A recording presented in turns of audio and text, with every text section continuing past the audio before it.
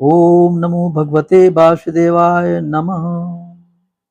आप अपने 24 घंटों में से केवल हमें 5 मिनट दीजिए और फिर देखिए कमाल। जय श्री कृष्णा। राधे राधे।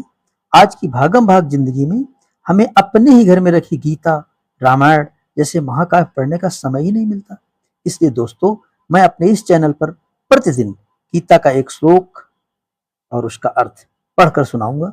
कहते हैं जिसने भी रामायण पढ़ी या गीता पढ़ी उसका भाग्य बदल गया। अतः आप सभी से मेरा एक निवेदन है कि प्रतिदिन आप लोगों का 5 मिनट मिल जाए और फिर देखिए आप अपने जीवन में चमत्कार किस तरह से भाग्य बदल जाते हैं। आपको केवल 5 मिनट तक सुनना है। इससे आपका कोई नुकसान नहीं होगा, बल्कि हम ब्रह्म और देवात्माओं से जुड़ेंगे। जय श्री राधे राधे। आइए दोस्तों, आज से हम गीता के प्रथम अध्याय को शुरू करते हैं। जैसा कि गीता के प्रथम श्लोक में धृतराष्ट्र जी बोलते हैं और संजय से कहते हैं, धर्म क्षेत्रे कुरुक्षेत्रे समवेतायुत्सवः मामकाः पांडवाश्चैव किम कुर्वत संजय। अर्थात धृतराष्ट्र ने कहा, हे संजय, धर्मभूमि कुरुक्षेत्र में युद्ध की इच्छा से एकत्र हुए मेरे तथा पांडु के पुत्रों ने क्या किया। तात्पर्य यह है कि भगवत गीता एक बहुपठित आस्तिक विज्ञान है जो गीता महात्म्य में सार रूप में दिया हुआ है।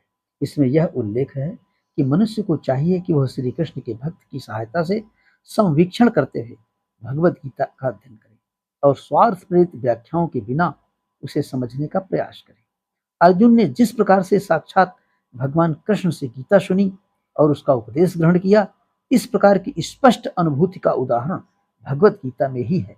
यदि उसी गुरु परंपरा से निजी स्वार्थ से प्रेरित हुए बिना किसी की भगवत गीता समझने का सौभाग्य प्राप्त हो तो वह समस्त वैदिक ज्ञान तथा विश्व के समस्त शास्त्रों के अध्ययन को पीछे छोड़ देता है। पाठक को भगवत गीता में न केवल अन्य शास्त्रों की सारी बातें मिलेंगी, अपितु ऐसी बातें भी मिलेंगी जो अन्यत्र कहीं उपलब्ध नहीं है। यही गीता का विशिष्ट मानदंड है। स्वयं भगवान श्री कृष्ण द्वारा साक्षात उच्चरित होने के कारण यह पूर्ण आस्तिक विज्ञान है।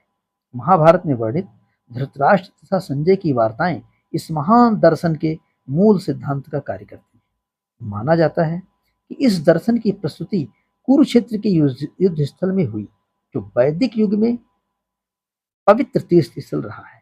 इसका प्रवचन भगवान द्वारा मानव जाति के पथ प्रदर्शन हेतु तब किया गया जब वे इस लोक में स्वयं उपस्थित थे। यह एक बहुत इंपॉर्टेंट बात है। धर्म क्षेत्र शब्द सार्थक है क्योंकि कुरुक्षेत्र के युद्ध स्थल में अर्जुन के पक्ष में श्री भगवान स्वयं उपस्थित थे। कौरवों का पिता धृतराष्ट्र अपने पुत्रों की विजय की संभावना के विषय में अत्यधिक संदिग्ध था। अतः इसी संदेह के कारण उसने अपने सचिव से पूछा। उन्होंने क्या किया? वह आश्वस्त था कि उसके पुत्र तथा उसके छोटे भाई पांडु के पुत्र कुरुक्षेत्र के युद्ध भूमि में निर्णयात्मक संग्राम के लिए एकत्र हुए हैं। फिर भी उसकी जिज्ञासा सार्थक है।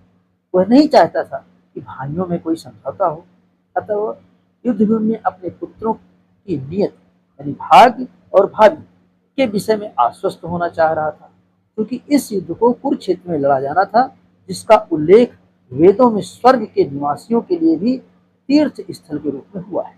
अतः धृतराष्ट्र अत्यंत भयभीत था। इस पवित्र स्थल का युद्ध के परिणाम पर न जाने कैसा प्रभाव पड़े, उसे भली भांति ज्ञात था। इसका प्रभाव अर्जुन तथा पांडु के अन्य पुत्रों पर अत्यंत अनुकूल पड़ेगा, क्योंकि स्वभाव से वे सभी पुण्यात्मा थे।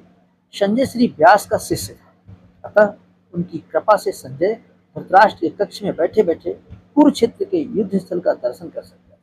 इसीलिए धृतराष्ट्र ने उसे युद्ध स्थल की स्थिति के विषय में पूछा। पांडव तथा धृतराष्ट्र के पुत्र दोनों एक ही वंश से संबंधित हैं, किंतु यहाँ पर धृतराष्ट्र के वाक्य से उसके मनोभाव प्रकट होते हैं। उसने जानबूझकर अपने पुत्रों को कुरु कहा और पांडु के पुत्रों को वंश के उत्तराधिकार से विलग कर दिया। इस तरह पांडु के पुत्रों अर्थात अपने भतीजों के साथ धृतराष्ट्र की विशिष्ट मन स्थिति समझी जा सकती है। जिस प्रकार धान के खेत से अवांछित पौधों को उखाड़ दिया जाता है, उसी प्रकार इस कथा के आरंभ से ही ऐसी आशा की जाती है कि जहां धर्म के पिता श्री कृष्ण उपस्थित हों, वहां कुरुक्षेत्र रूपी खेत में दुर्योधन आदि धृतराष्ट्र के पुत्रों रूपी अवांछित पौधों को समूल नष्ट करके युधिष्ठिर आदि नितांत धार्मिक पुरुषों की स्थापना की जाएगी। यहाँ धर्म क्षेत्र तथा कुरुक्षेत्र शब्दों की उनकी ऐतिहासिक तथा वैदिक महत्ता के अतिरिक्त यही बड़ी सार्थकता है। जय श्री राधे।